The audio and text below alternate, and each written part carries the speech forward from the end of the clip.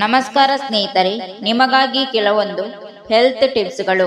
ತೆಳ್ಳಗಿರುವವರು ದಪ್ಪವಾಗಲು ಹಸಿ ಈರುಳ್ಳಿಗೆ ಬೆಲ್ಲ ಸೇರಿಸಿ ಸೇವಿಸುತ್ತಾ ಬಂದರೆ ತೂಕ ಜಾಸ್ತಿ ಆಗುತ್ತದೆ, ಮಾಂಸಖಂಡಗಳ ಬೆಳವಣಿಗೆಯಾಗುತ್ತದೆ. ಸಿಹಿ ಕುಂಬಳಕಾಯಿ ಬೀಜವನ್ನು ಪುಡಿ ಮಾಡಿ ಹಾಲಿನಲ್ಲಿ ಹಾಕಿ ಕದಡಿ ಕುಡಿಯುತ್ತಿದ್ದರೆ ಮಾಂಸಖಂಡಗಳ ಬೆಳವಣಿಗೆ ಚೆನ್ನಾಗಿ ಆಗುತ್ತದೆ. ಕಿವಿ ನೋವಿಗೆ ಹಸಿ ಈರುಳ್ಳಿ ರಸವನ್ನು ನೋವಿರುವ ಕಿವಿಗೆ 2 ಹನಿ ಹಾಕುವುದರಿಂದ ಕಿವಿ ನೋವು ಕಡಿಮೆಯಾಗುತ್ತದೆ. ಕಿವಿಯಲ್ಲಿ ಸೋರುತ್ತಿದ್ದರೆ ಅದು ಕೂಡ ಕಡಿಮೆಯಾಗುತ್ತದೆ. ಎಳ್ಳೆಣ್ಣೆಗೆ ನಿಂಬೆ ರಸ ಹಾಕಿ ಬಿಸಿ ಮಾಡಿ 2 ಹನಿ ಕಿವಿಗೆ ಹಾಕಿದರೆ ಕಿವಿ ನೋವು ಕಡಿಮೆಯಾಗುತ್ತದೆ. ಅಂಗಾಲು ಒಡೆದಿರುವುದು ಈರುಳ್ಳಿಯನ್ನು ನುಣ್ಣಗೆ ರುಬ್ಬಿ ಅಂಗಾಲಿಗೆ ಹಚ್ಚಿ ಉಜ್ಜುವುದರಿಂದ ಅಥವಾ ಒಂದು ಬಟ್ಟೆ ಹಾಕಿ ಕಟ್ಟುವುದರಿಂದ ಗುಣಮುಖವಾಗುವುದು. ಹರಳೆಣ್ಣೆಗೆ ಅರಶಿನ ಪುಡಿಯನ್ನು ಕಲಸಿ ಹಚ್ಚುವುದರಿಂದ ಅಂಗಾಲು ಒಡೆದಿರುವುದು ಕಡಿಮೆಯಾಗುತ್ತದೆ. ನೆಗಡಿ ತಲೆನೋವಿಗೆ ಜಜ್ಜಿದ ಈರುಳ್ಳಿಯ ವಾಸನೆ ತೆಗೆದುಕೊಳ್ಳುವುದರಿಂದ ನೆಗಡಿ ತಲೆನೋವು ಗುಣವಾಗುತ್ತದೆ. ನೆಗಡಿಯಾಗಿ ಮೂಗು ಕಟ್ಟಿರುವಾಗ ಜಜ್ಜಿದ ಈರುಳ್ಳಿಯನ್ನು ಮೂಗಿನ ಹತ್ತಿರ ಹಿಡಿದು ವಾಸನೆಯನ್ನು ತೆಗೆದುಕೊಂಡರೆ ಕಟ್ಟಿದ ಮೂಗು ಬಿಡುತ್ತದೆ. ವಾಂತಿಯಾಗುವುದು ವಾಂತಿಯಾಗುತ್ತಿದ್ದಾಗ ಜಜ್ಜಿದ ಈರುಳ್ಳಿಯ ವಾಸನೆ ತೆಗೆದುಕೊಳ್ಳುವುದರಿಂದ ವಾಂತಿ ಕಡಿಮೆಯಾಗುತ್ತದೆ. ದಾಳಿಂಬೆ ರಸದಲ್ಲಿ ಏಲಕ್ಕಿ ಪುಡಿಯನ್ನು ಬೆರೆಸಿ ಸೇವಿಸಿದರೆ ವಾಂತಿಯಾಗುವಿಕೆ, ತಲೆ ತಿರುಗುವಿಕೆ, ವಾಕರಿಕೆ ಕಡಿಮೆಯಾಗುತ್ತದೆ.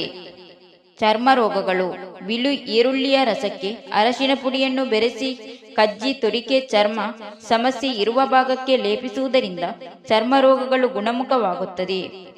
ಕೊಬ್ಬರಿ ಎಣ್ಣೆಗೆ ಶುದ್ಧ ಅರಶಿನ ಪುಡಿ ಬೆರೆಸಿ ಅಂಗಾಲಿಗೆ ಹಚ್ಚಿ ಸ್ನಾನ ಮಾಡುವುದರಿಂದ ಚರ್ಮ ರೋಗಗಳು ಬರುವುದಿಲ್ಲ.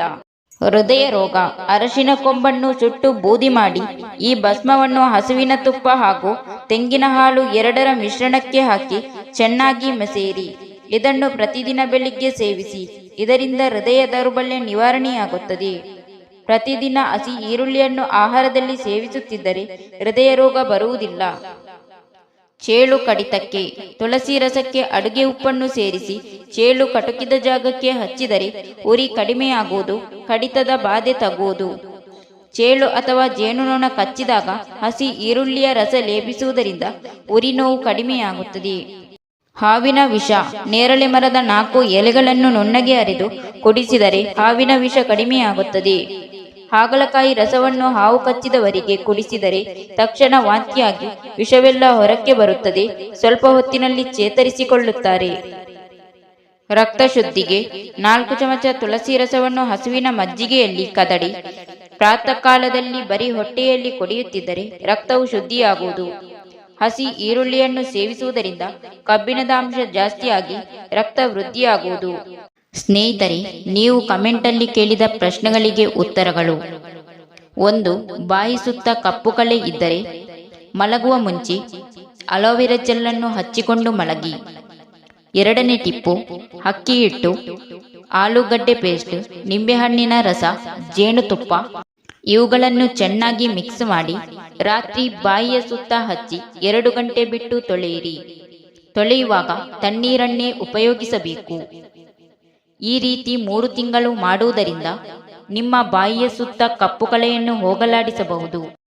ಮುಖವನ್ನು ವಾರದಲ್ಲಿ 2 ಬಾರಿ ಸ್ಕ್ರಬ್ ಮಾಡಿ ಫೇಶಿಯಲ್ನಿಂದ ಮುಖವನ್ನು ದಿನಕ್ಕೆ 2-3 ಬಾರಿ ತೊಳೆದುಕೊಂಡಿರಬೇಕು.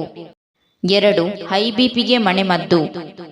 ನೀವು ಸೋಡಿಯಂ ಅಂಶ ಜಾಸ್ತಿ ಇರುವ ಆಹಾರವನ್ನು ತೆಗೆದುಕೊಳ್ಳುವುದರಿಂದ, ಒತ್ತಡ ಜಾಸ್ತಿ ಇರುವುದರಿಂದ, ನಿದ್ದೆ ಕೆಡುವುದರಿಂದ, ವ್ಯಾಯಾಮ ಮಾಡದೇ ಇರುವುದರಿಂದ ಬಿಪಿಯು ಜಾಸ್ತಿಯಾಗಬಹುದು.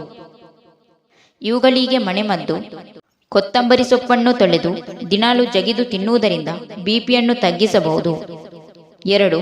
ಹಸಿ ಬೆಳ್ಳುಳ್ಳಿ ಮತ್ತು ನಿಂಬೆಹಣ್ಣಿನ ಜ್ಯೂಸ್ ಮಾಡಿ ದಿನಾಲು ಕುಡಿಯಿರಿ. ಹಸಿ ಈರುಳ್ಳಿಯನ್ನು ದಿನಾಲು ತಿನ್ನುವುದರಿಂದ ಹೈ ಬಿಪಿಯನ್ನು ತಗ್ಗಿಸಬಹುದು. 3. Facial hair remover. ಒಂದು ಪಾತ್ರೆಯಲ್ಲಿ ನೀರನ್ನು ತೆಗೆದುಕೊಂಡು ಅದಕ್ಕೆ ಸ್ವಲ್ಪ ಸಕ್ಕರೆ, ಕಾಫಿ ಪೌಡರ್, ನಿಂಬೆಹಣ್ಣಿನ ರಸ, ಅರಶಿನವನ್ನು ಸೇರಿಸಿ ಮಿಕ್ಸ್ ಮಾಡಿ ಬೆಂಕಿಯಲ್ಲಿ ಇಟ್ಟು ಕರಗಿಸಿ. ನಂತರ ಕೈಯಾಡಿಸುತ್ತಾ ಇರಿ. ಸಕ್ಕರೆ ಪಾಕ ಬರುವ ತನಕ ಬಿಸಿ ಮಾಡಿ. ನಂತರ ನಿಮಗೆ ಬೇಕಾದಷ್ಟು ಬಿಸಿಯಾಗಿರುವ ಪಾಕವನ್ನು ತೆಗೆದುಕೊಂಡು ಕೂದಲು ಇರುವೆಡೆ ಹಚ್ಚಿ ಅದರ ಮೇಲೆ ಕಾಟನ್ ಬಟ್ಟೆಯನ್ನು ಅಂಟಿಸಿ ವಿರುದ್ಧ ದಿಕ್ಕಿನಲ್ಲಿ ಒಮ್ಮೆಲೆ ಎಳೆದು ತೆಗೆಯಿರಿ, ಇದರಿಂದ ಹೇರ್ ರಿಮೂವ್ ಆಗುತ್ತದೆ.